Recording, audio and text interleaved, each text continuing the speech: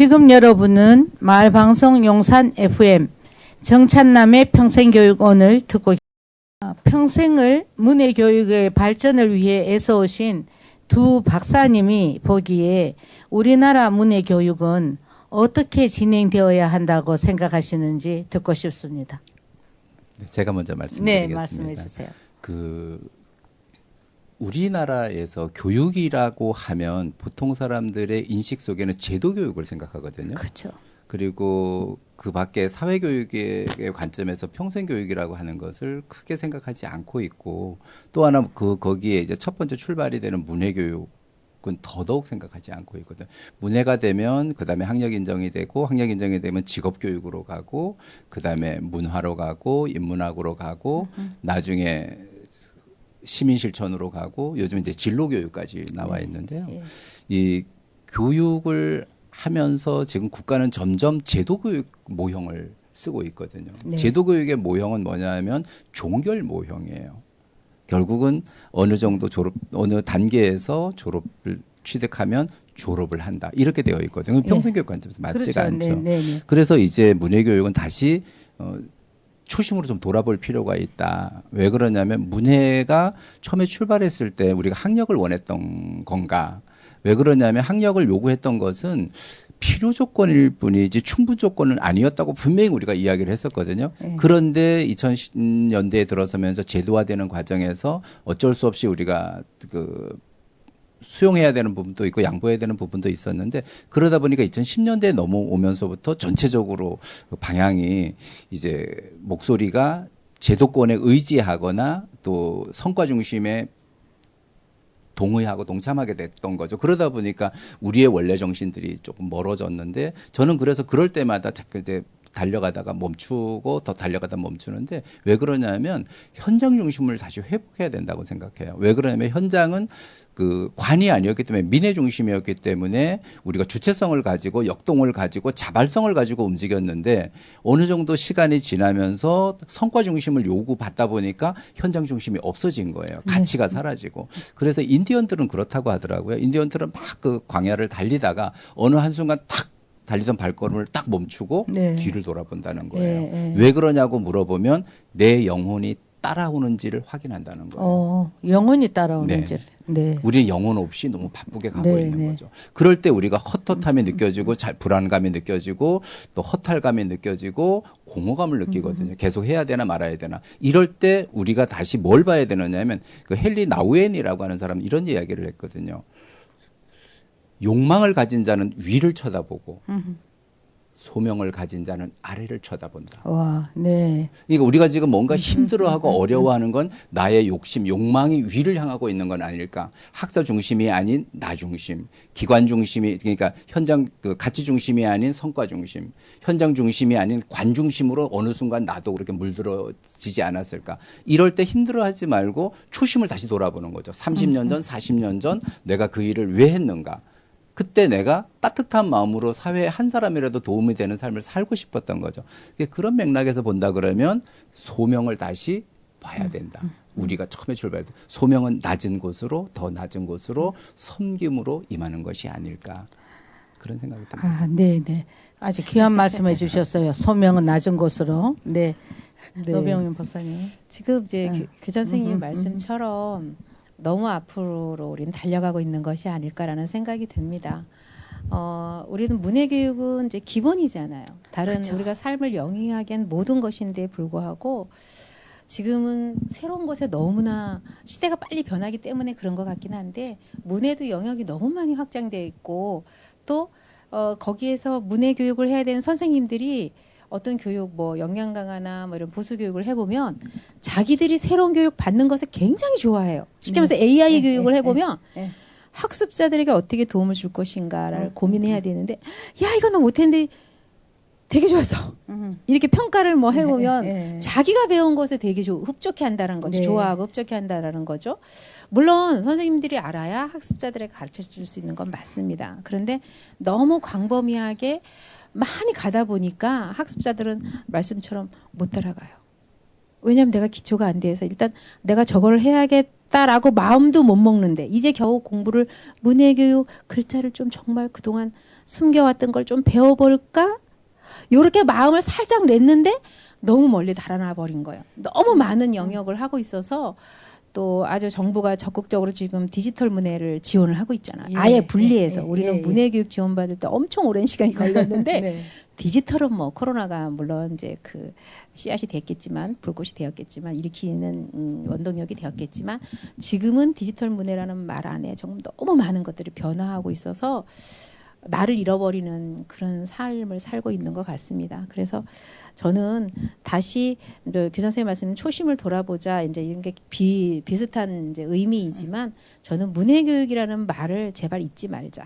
그래서 문해가 글을 벗어난 그것을 너무 달려가고 있는 것을 다시 한번 생각해 보자. 그래서 이 새로운 것들을 막 찾아낸다는 것은 결국은 뭐냐면요. 확산만 시키겠다는 거거든요. 네. 여러 명한테 무조건 여러 명, 몇 명 와봐. 몇 명 해내서 이런 의미거든요. 그런데 제대로 못하는 사람한테 제대로 할 수 있게 해주는 것이 더 중요하지 않나? 뭐 이런 생각이 들어서 저는 좀 집중할 수 있는 시간이 아닐까. 지금까지 막 벌려놨다면 내가 하는 문해를 다시 개념 정리를 다시 한다고 말씀하셨는데 거기에 다시 개념을 정리해보고 그들에게 정말 어렵고 힘든 사람에게 평생 잘 살다가 내가 새로운 휴대폰이 나왔는데 이거 잘 못하는데 이 사람도 문해학습자인가. 물론 기능 문해이긴 네, 하지만 네, 네. 그들을 위해서 우리가 투자를 계속한다고 이들은 점점 더 소외되는 이중고를 겪고 있다는 거죠. 그래서 저는 지금은 확산이 아니라 집중해야 될 때가 아닌가? 저는 그렇게 갔으면 좋겠다라는 저의 바람입니다. 아, 예, 감사합니다. 네. 사실 문해교육법이 제정된 것도 2007년도니까 벌써 한 18년 정도 됐어요. 네네. 18년 정도 되고 학력 인정으로 간 것도 2011년부터인가 이제 시작을 했으니까 한 15년인데 아까 그 김 박사님 얘기하신 것처럼 이제 그 학력 위주로 이제 가다 보니까 제도 교육의 틀을 맞추는 거죠. 그러나 기반적인 조건은 민에서 시작했는 걸 관이 주도하기 시작을 해서 조금씩 하다가 이제 완전 관주도형으로 돼버렸어요.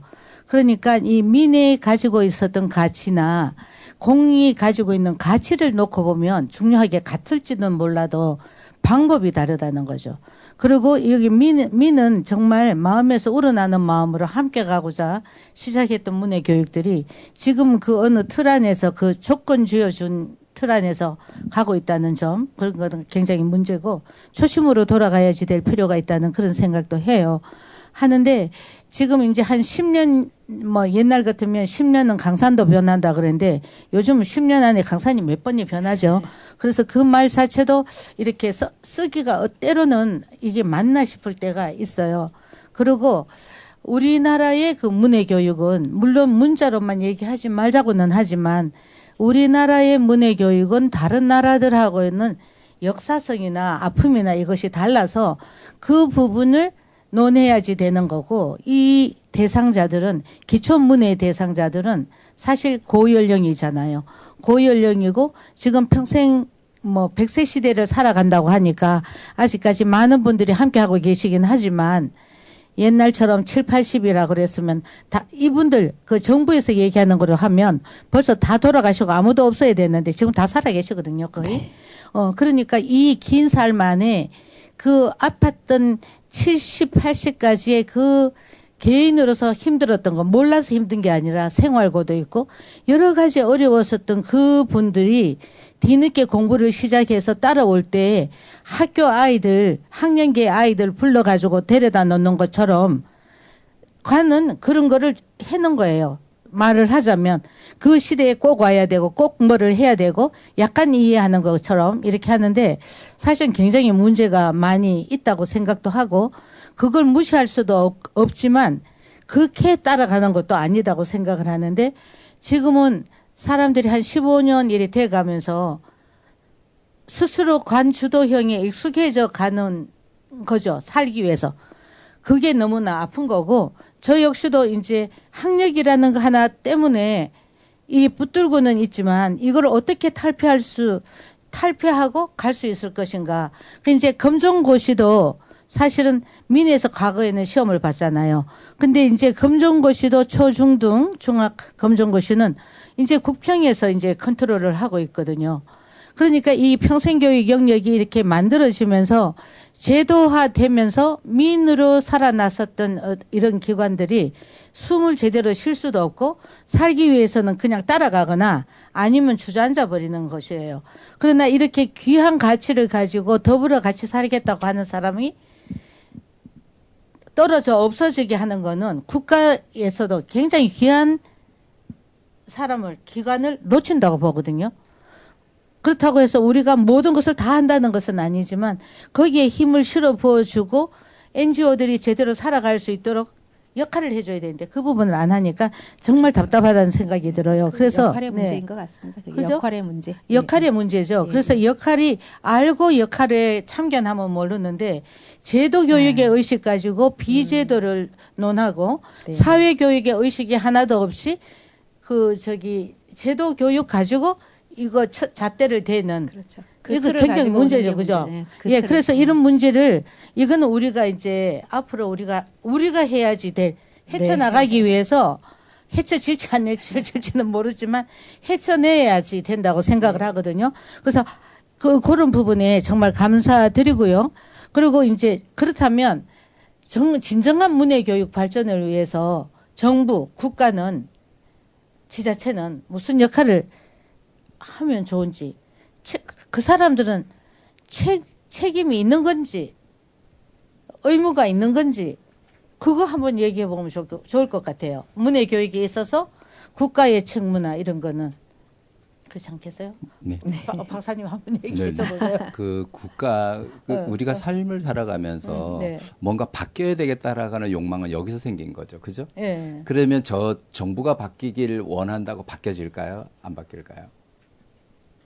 저는 그렇게 생각해요. 그러니까 정부는 이렇게 바뀌길 원해라고 하는데 정부는 바뀌지 않는다는 거죠. 왜 그러냐면 변화는 항상 어떻게 시작되느냐면 문제를 보고 문제를 지적하고 문제를 제기하는 쪽에서 이미 문제가 시작되는 거거든요. 그러면 중요한 것은 정부는 여론이 형성되지 않으면 절대로 움직이지 않아요. 그러면 국가가 바뀌길 원한다면 일단 변화를 감지하는 문제를 제기하는 여기서부터 내 마음에서부터 이것을 정리해서 여론을 만들어야 된다는 거죠. 그래서 세상은 어떻게 움직이느냐 하면 우리가 아무리 눈에 보이는 현상이 전부인 것 같지만 섭리가 있고 이치가 있고 원리가 있고 순리가 있잖아요. 순리적 관점에서 보면 세상은 어떻게 되어 있냐면 단순함에서 복잡함으로 다시 단순함으로 가거든요. 우리가 지금 이 문제를 풀려면 단순하게 시작했던 따뜻한 그 마음을 가지고 더불어 사는 세상을 만들겠다라고 했는데 지금 복잡해졌죠. 다시 따뜻한 마음을 다시 찾으면 국가의 모든 것을 바꿔낼 수 있어요. 다만 시간이 걸릴 뿐이죠. 그런 뜻을 가진 사람들을 만나는 것, 그리고 우리가 토론하는 것, 옛날처럼 다시. 이젠 전부 다 각자 도생으로 가고 있잖아요. 맞아요. 그러니까 자기 목소리를 내는 거예요. 그게 아니라 다시 뜻을 가진 사람들이 그 따뜻한 마음을 확인하고 따뜻한 마음들을 정리하는 것. 그래서 솔매학교가 국가 지원을 끊는 이유는 뭐냐면 우리가 국가 지원을 안 받겠다가 아니라 적어도 받는 걸 요구했고 끊었던 이유는 받았을 때 문제가 생기거든요. 네. 그런데 우리가 먼저 끊고 다시 초심을 지키고 있으면 끊어서 막 갈등하고 지금 아까 정 박사님 말씀처럼 지금 이걸 학력 인정을 학습자를 위해 했지만 이게 맞는 건지 이렇게 할 때 솔매학교는 안 받고도 지원 안 받고도 학력 인정 안 하고도 가잖아. 그럼 저기는 왜 그러지? 라고 다시 모이게 된다는 거죠. 그래서 적어도 저는 개인적으로 생각할 때 한국의 문해교육이 아무리 커도 한국의 문해교육은 국가 중심으로 가는 그 문해교육 기관 하나 덩치가 아무리 커도 아무리 많은 기관이 참여해도 하나는 솔매같이 초심을 정체성을 잃지 않고 초심을 돌아보는 학교 하나. 그래서 한국의 문해교육은 크게 두 가지라고 보는 거예요. 왜? 그래서 이제 다시 이 문제를 푸는 방법은 국가를 움직이려면 다시 따뜻한 마음들을 확인하고 정리하고 우리가 그 기초법을 요구했던 것처럼 다시 법제화를 다시 요구하는 거죠. 수정을 요구하고. 그러면 제도권 교육에서 갈 수 있던 것을 멈추고 현장 중심의 평생교육적 관점으로 갈 수 있겠죠. 그러면 이제 지속 가능한 교육이 되겠죠. 그렇게 보고 있습니다. 아, 예. 오늘 굉장히 중요한 부분을 제시해 주셨는데 노 박사님 어떠세요? 저도 이제 같은 맥락이긴 한데 정부가 뭐 책임을 지고 또 그 국가가 알아서 이거를 너희 책임이고 네가 역할을 이렇게 해줘야 되잖아라고 하는 것도 사실은 생각해 보면 바뀌지 않는 건 저도 동의합니다.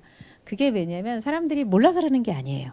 의식은 있어요. 아, 그렇게 하는 게 맞아요, 선생님. 선생님들 그동안 너무 노력했어요. 민간단체도 정말 애썼어요. 다 알거든요.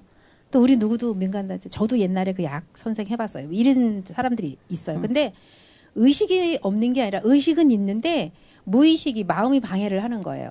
왜냐면 뭐 의식은 있지만 마음까지 내려오지 않아서 아까 마음 따뜻한 마음이라고 말씀하셨잖아요. 그런 것처럼 마음까지 내려오지 않으니까 실천이 안 되는 거예요. 그러려면 결국은 뭐냐면 의식과 무의식을 동일시하게 같이 합쳐지게 하나 일체 합체를 시켜서 그것이 움직일 수 있도록 해야 되는데 그러려면 시간이 정말 많이 필요한 부분이다라는 생각이 들고요.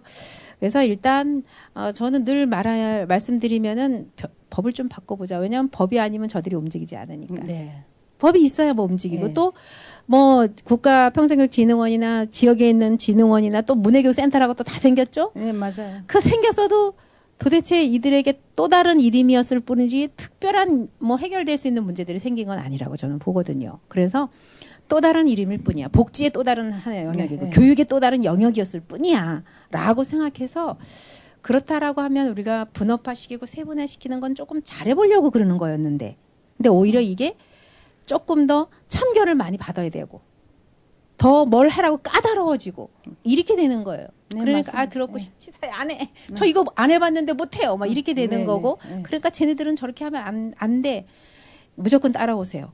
왜냐하면 자기들도 피곤하니까 일이니까. 그러니까 우리는 이게 생활이고 우리가 하는 활동들은 그냥 말 그대로 활동이고 생활인데 그들은 일이기 때문에 관점이 다르기 때문에 달라질 수밖에 없다고 생각이 돼요. 그래서 일단 저도 이제 법에 대한 문제 그리고 우리가 먼저 깨어 있어야 한다. 네. 그래서 우리가 다시 예전처럼 초심으로 돌아가서 같이 이것에 대해서 고민하고 논의하고 이래야 되는 시간들이 지금 오지 않았나? 지금이 바로 그때라는 생각이 들고 처음에 저희가 국가 지원을 이제 지역에 있는 거점 기관으로서 지금보다 많은 돈을 진짜 지원을 받았어요. 왜냐하면 그때는 문해교육 하는 곳이 별로 없었거든요. 예, 예. 그래서 그걸 딱 끊었더니 사람들이 막 염려를 하더라고요. 네. 괜찮겠어요? 그거 왜냐하면 안 받을 땐 모르지만 받았다가 끊으면 그럴 수 판들이 부작용이 반드시 생깁니다.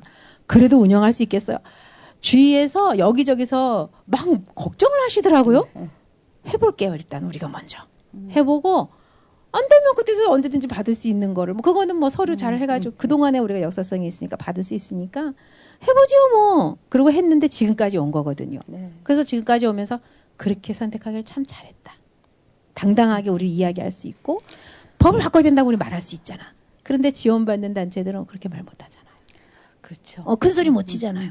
그래서 우리는 최소한 우리가 그래 내 삶을 돌아봤을 때 나 자신에게 부끄럽지 않게는 살 수 있을 것 같아. 뭐 이런 정도가 되니까 조금 더 당당하게 없으면 뭐 없는 대로 이렇게 살 수 있고 그렇게 되지 않았나. 그래서 각자의 역할을 제대로 하고 그 책무를 잘 이행하려면 결국은 우리도 민간단체들도 가만히 있으면 안 되죠. 우리의 역할을 해야 되고 네. 국가도 그냥 의식에만 멈출 것이 아니라 마음으로 좀 내려올 수 있는 노력들을 같이 해야 되는 거 아닐까라는 생각이 듭니다. 아우, 예, 감사합니다. 사실은 이게 굉장히 우리한테 큰 숙제였고, 저 역시도, 정말 오랜 세월 지나오면서 이 학력이라는 것은 정말로 이분들한테는 기회를 주어주는 거는 정말 잘했는데, 그것 때문에 사실은 운영비는 없이 그 시간 강사비만 주고, 다른 모든 여건들이 그 기업가가 아니면 할 수 없는 조건이에요.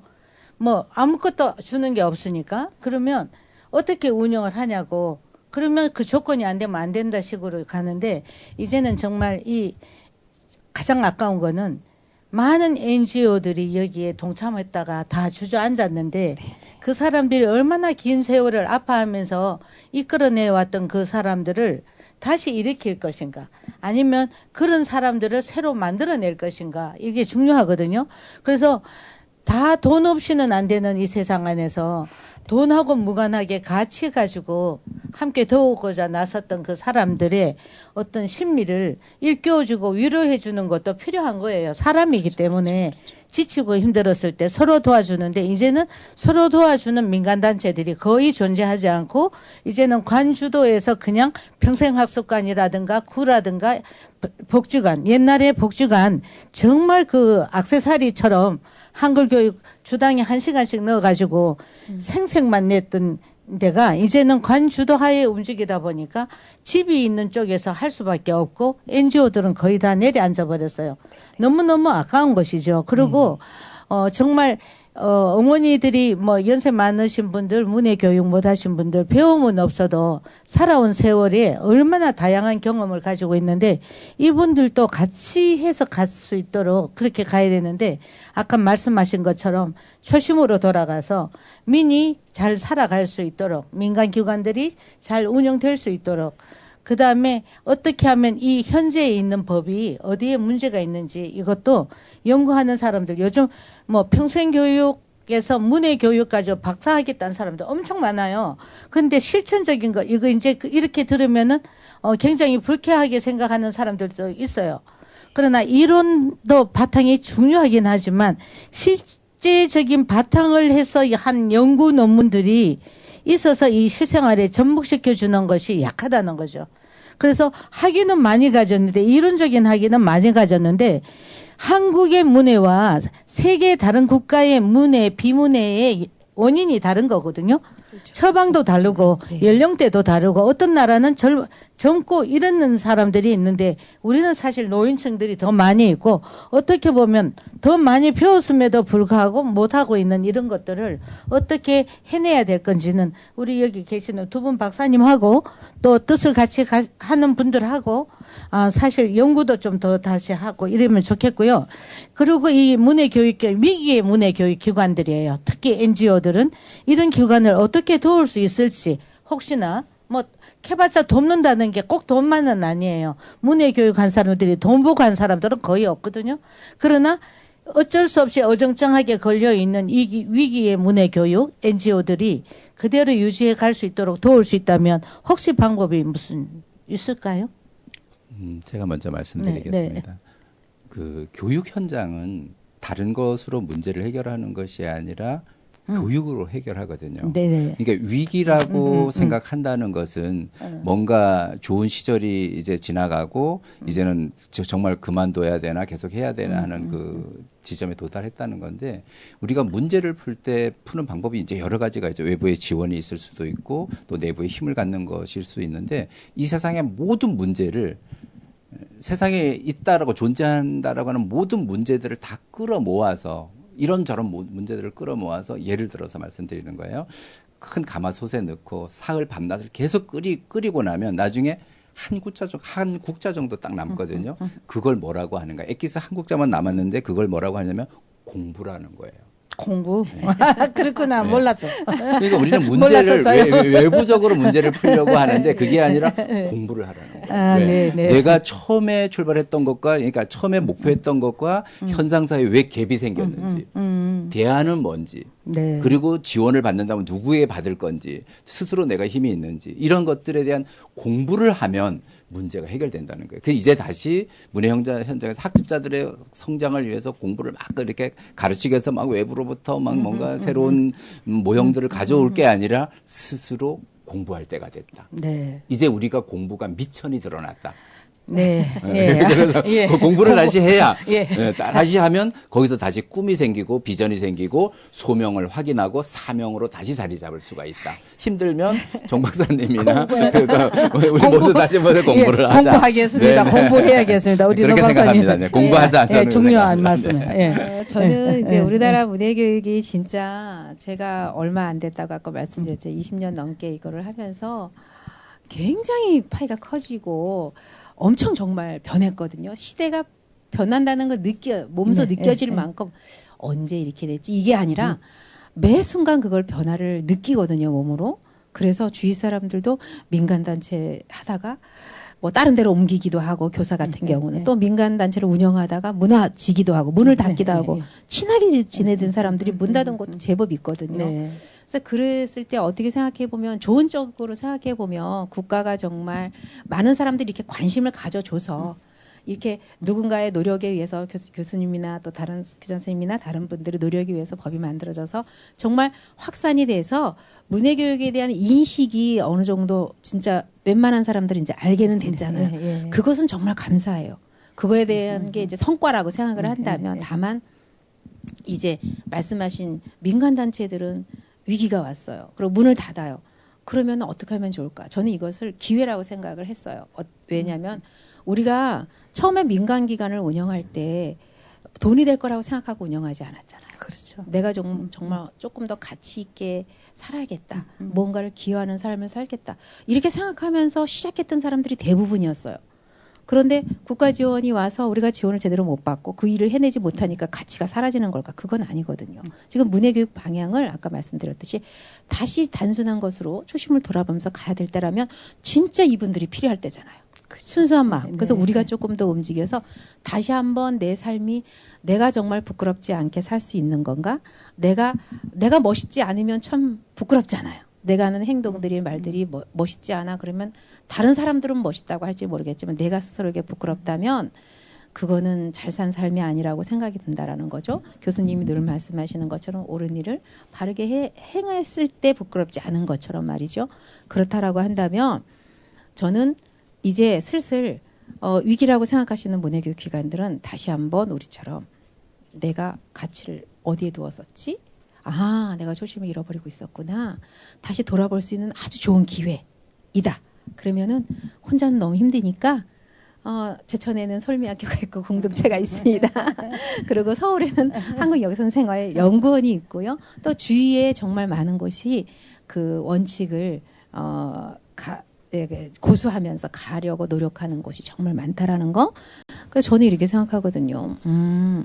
내가 학습자를 위해서 시대에 발맞춰 가다 보니까 여름에도 겨울 옷을 입어야 될 때가 있고 지금 춥잖아요. 여름인데 추워요. 바깥은 더운데 들어가는 곳마다 추워요. 너무 빵빵 드러나. 그래서 서울에 있는 국민들이 이 에어컨의 온도를 1도씩만 높여도 엄청 환경이 좋아질 텐데 저 이렇게 생각하거든요. 그러니까 우리가 혼자는 어렵지만 이렇게 모아서 다시 한번 그래 우리 예전에 그렇게 했었지 다시 한번 힘을 내보자. 우리가 하려는 이유는 이런 가치를 가지고 사는 거였어. 그래서 우리가 부끄럽지 않게 스스로에게 부끄럽지 않게 할 수 있는 아주 좋은 기회가 왔어. 그러니까 우리가 함께 해보자. 이렇게 생각할 수 있는 저는 오히려 그러니까 혼자 고민하지 마시고 함께 언제든지 열려 있으니까 자막으로 전화번호 넣어드릴 겁니다. 언제든지 연락 주시고 전 그렇게밖에 공부하면서 사실 교장선생님 말씀대로 다시 우리의 마음도 공부하고 현장도 공부하고 그러면서 이 위기를 함께 헤쳐 나갈 수 있는 우리가 있다라는 거 저는 그렇게 도와줄 수 있는 게 아닐까라는 생각이 듭니다. 그 현장에 어려운 분들한테 우리가 있다는 것을 오늘 알려서 정말 감사드리고요. 자, 이제 이 두 박사님 더더구나 문해교육을 정말 문해교육 현장을 위해서 연구하셔서 박사학위를 취득하신 두 분 교수님들의 어떤 철학 가치 또 실천 이거를 오늘 함께 나눠봐서 너무 많은 것을 얻었고 기뻤어요. 정말 기쁘고 또 그야말로 노 박사님처럼 위기가 새로운 시작을 만들 수 있다.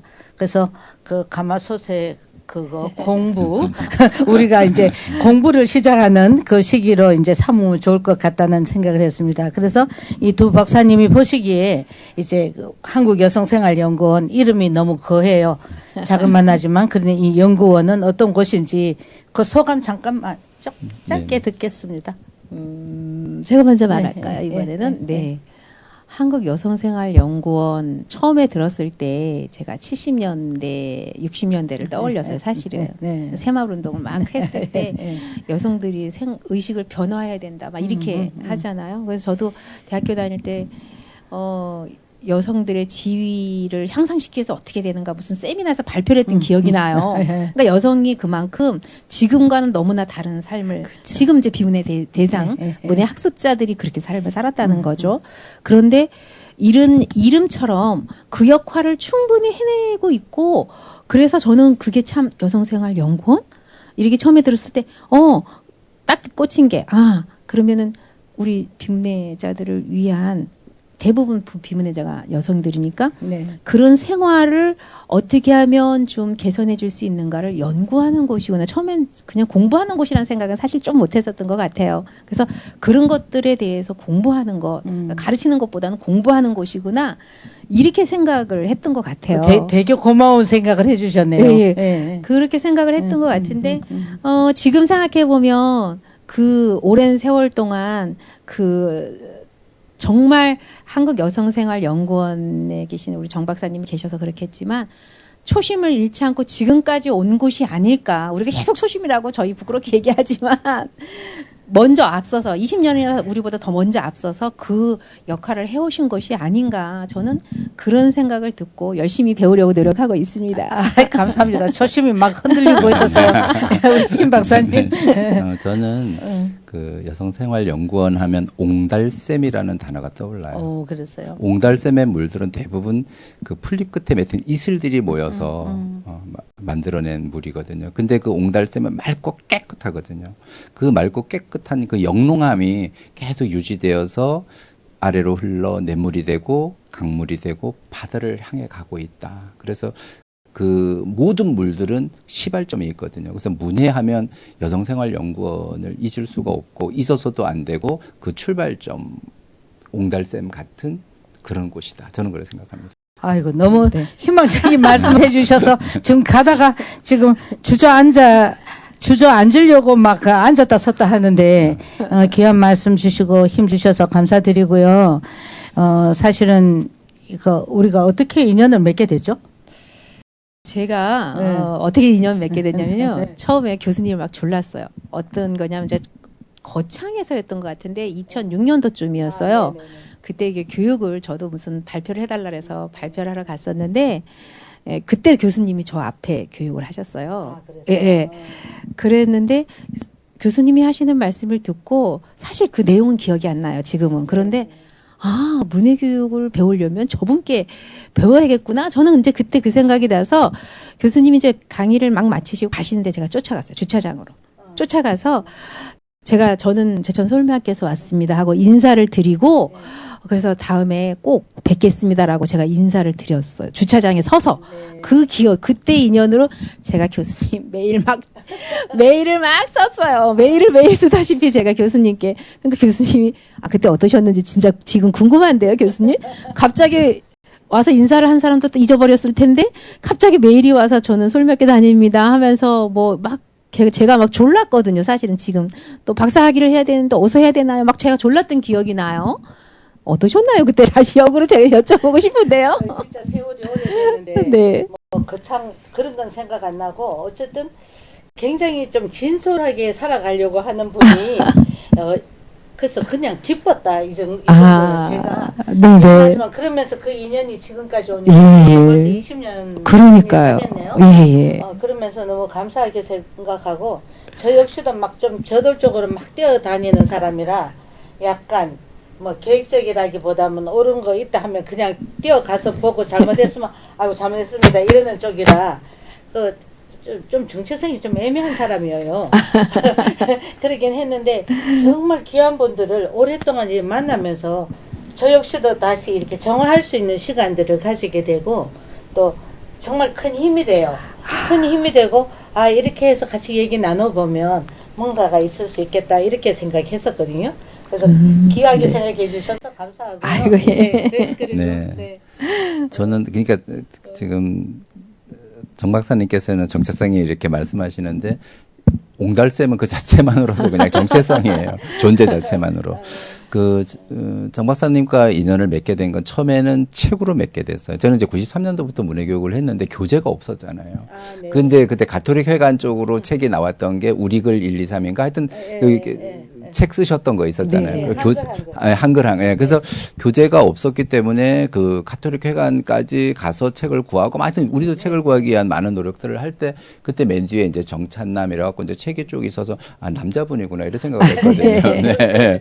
그런데 직접 이제 그 만남이 시작됐던 건 2002년도에 우리가 법제화를 2002년. 요구하고 인권 문제를 막 갖고 이제 문해는 인권이다라고 얘기하고 3개 단체들이 모여서 뭔가 포럼하고 이럴 때 한국 유네스코 위원회에서 네네. 발표를 하게 됐었어요. 네네. 그때 이제 처음 제가 가까이서 만나게 됐는데 그때 이제 정책적으로 어떻게 봐야 되는지라고 할 때 그 정책적으로 아니면 평생교육적 관점에서 교수 그다음에 현장 전문가 이렇게 할 때 현장 전문가로서 이제 두 사람이 초청을 받았고 하나는 국가기관 하나는 이제 대학에서 왔는데 제가 잊지도 않아요. 그것을 통해서 제가 계속 공부하게 된 계기가 됐는데 제일 우측에 누가 있었냐면 그때 교육부 김영준 과장 그 다음에 두 번째 중앙대 이수 교수, 그 다음에 이제 정찬은 박사님, 그 다음에 저였거든요. 근데 공통점이 뭐냐면 남자 셋에 이제 교수님이 이제 계셨는데 전 이제 현장으로 해서. 그래서 저는 이제 문해교육 한 10년 됐었고, 이제 교수님이 훨씬 더 오래되셨기 때문에 이제 그 현장의 이야기를 하게 됐는데 서울의 사례, 저는 이제 지역의 사례들을 이야기할 때 공교롭게도 이 남자 셋이 다 60년생, 나이가 동갑이었어요. 네. 근데 그 두 사람은 다 박사였고 저만 석사였거든요. 그래서 그리고 또 이렇게 교수님도 박사였고 그래서 제가 생각하기를 현장의 이야기가 아무리 목소리가 세고 아무리 뜨겁게 이야기를 해도 사회적인 잣대를 넘어서기는 힘들겠구나. 이제는 현장의 이야기를 밖으로 이야기하려면 우리 정 교수님처럼 끊임없이 학습하고 이런 모습을 가져야 되겠다. 제가 가까이서 또 교수님 하시는 말씀을 들으면서 뜨거움을 느꼈거든요. 그러면 적어도 제가 박사가 돼서 말하는 거하고 석사 출신으로 말하는 거 차이가 있겠구나. 또 그 두 친구가 사실은 동갑인데도 박사니까 국가에 가 있고 또 평생교육 하고 있었잖아요. 그래서 제가 그때부터 이게 평생교육 어떤 학과가 생기면 해야 되겠다라고 해서 계속 생각을 하고 있었던 거죠. 그게 이제 교수님과 첫 만남이었고 뜨거운 도전이 시작됐던 지금 와서 말씀드립니다. 네. 네. 너무 그 마음속으로 서로가 많이 통했던 것 같아요. 말하지 않아도. 그렇죠. 저 역시도 이렇게 그 평생교육 뭐죠? 그 총연합회 옛날에 지금처럼 교육도 많지 않을 때 사회교육협회에서 2박 3일씩 해갖고 이렇게 연수를 했거든요. 연차대에. 그러면 1년 동안 이 현장에서 궁금한 것들이 엄청 많은데 현장 사람들은 서로 잘 안 만나니까 그때 이제 김종서 박사님이나 김신희 교수님이나 서울대 교수님들 한사협 교수님들이 중심이 돼가지고 나와서 그 2박 3일간 먹고 자고 현장하고 교류하면서 이런 얘기를 많이 해줬어요. 그때 얼마나 기다렸는지 몰라. 그런 거 들을 데가 없으니까. 그 듣는데 1년에 한 번 들어갖고는 도저히 안 되겠어. 2박 3일을. 그래서 그 가서 보면 아까 저기 김종천 박사 얘기하는 것처럼 가서 보면 다 전공한 사람들이 뭔가 말을 하는데 그래도 뭔가를 더 배우길래 하잖아. 그죠? 그래서 이거 어떻게 해서 배우긴 배워야 되겠다 싶어가지고 그래서 저도 사실 또 공부를 했거든요.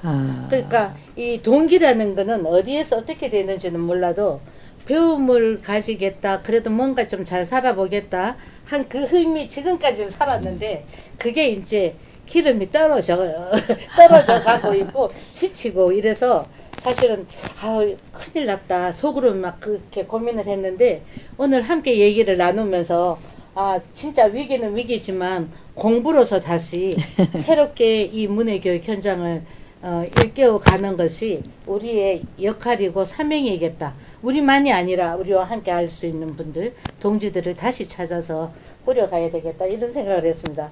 너무 감사드리고요. 인연도 좋은 인연이고 이렇게 20년, 30년이 넘어가도록 이렇게 만날 수 있으면 감사드립니다. 근데 이제 여기가요. 연구원에 바라는 것은 뭐 있을까요? 지금 말씀하신 거. 교수님 항상 건강하셔야 되고요. 그리고 아까 말씀 제가 드렸던 것처럼 그 영롱함. 영롱이 빛을 가지고. 그러니까 교수님께서는 그러니까 존재하시기만 하면 돼요. 존재하시기만 해도 우리 현장의 사람들은 다 힘이 되고 그러니까 일단 건강 항상 잘 챙기시고요. 그래야 건강을 챙기셔야 여성생활연구원이 또 되는데 조금 더 진일보에서 바라는 게 일단 한 100년까지 이제 50년 돼 가잖아요. 100년까지 바라려면 후계자를 좀 잘 키워 놓으셔야 될 것 같다. 네. 아니면 우리가 노면 박사 불러도 돼요. 워낙 아주 생각이 잘 통하시니까 서울로 올려보내서 영생활연구를 전부할 수 있도록 부탁드립니다. 네, 건강하십시오. 뭐 영롱한 빛을 온갈선. 네. 앞으로 숙제입니다. 정말 감사드리고요. 이제 여기는 그 주민이 만드는 마을 방송국 용산 FM입니다. 마을 방송인데 참여하신 출연하신 소감 네. 좀 들어보고 싶습니다. 아까 제가 저기 처음 딱 왔을 때 우리 황 국장님이 처음 뵙고 막 또 우리 자리에 앉자마자 막 말씀을 하셨거든요. 그래서 숨도 고르기 전에 그게 바로 우리가 처음에 30년, 40년, 50년 전에 뭔가 뜨거움을 가지고 했던 그 모습이라는 생각이 들었습니다. 결국 여기는 사람 사는 곳이고 우리가 만들어가는 것은 결국은 사람을 위한 것이라는 생각이 들어요. 그래서 저는 이제 문해도 그렇고 우리가 지금 이 영상 미디어가 이렇게 용산에 있으면서 뜻을 펼치는 것도 결국 사람에 대한 이야기다. 그래서 우리가 하는 일은 사람이 사람답게 살아가기 위해서 오늘도 한 걸음 더 따뜻하게 나아가는 게 아닐까. 그러니까 네. 사람 사는 곳을 와서 굉장히 기분이 좋습니다. 따뜻해졌습니다. 네, 네, 감사합니다. 우리 박사님은 어때요? 저는요. 네. 요거 그대로 우리 선생님까지, 황 선생님까지 그대로 제천으로 옮겨가고 싶다. 그런 생각이 들었어요. 네. 왜냐면 지금 밖은 너무 더워서 이 더운 날 시원한 바람처럼 우리를 진짜 편안하게 해줄 수 있는 그런 미디어가 정말 필요한 시기인데 그 역할을 여기서 충분히 하고 계신 것 같아서 그대로 너무 신나는데 이걸 어떻게 하면 제천에 그대로 옮겨갈 수 있을까? 제천에도 이런 곳이 있을까? 한번 찾아봐야겠다 이런 생각이 들었어요. 그래서 굉장히 좋은 아주 귀한 활동들을 하고 계시니까 앞으로도 열심히 제가 응원할 거고요. 또 이렇게 좋은 곳에 좋은 분들을 만날 수 있어서 행복한 그런 시간이었습니다. 수련 소감 행복했습니다. 한마디로 말하면 행복했습니다. 행복합니다. 네. 지금까지 한국 문해교육을 위해 열정을 다하시는 솔매학교 대표님과 문해교육 관련 말씀 나눠보았습니다. 저는 정찬남의 평생교육원 9회차 진행자 정찬남이었습니다. 감사합니다. 네, 감사합니다. S였습니다. 네, 함께해서 감사합니다. 행복했습니다. 황 목사님 오늘 네. 저기 짐을 정리를 해서 제천으로 가시죠? 큰일 났네.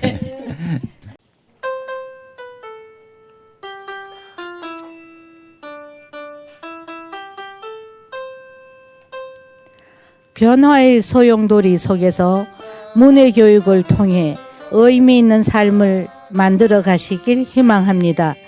문해는 모든 교육의 기본이며 가능성입니다.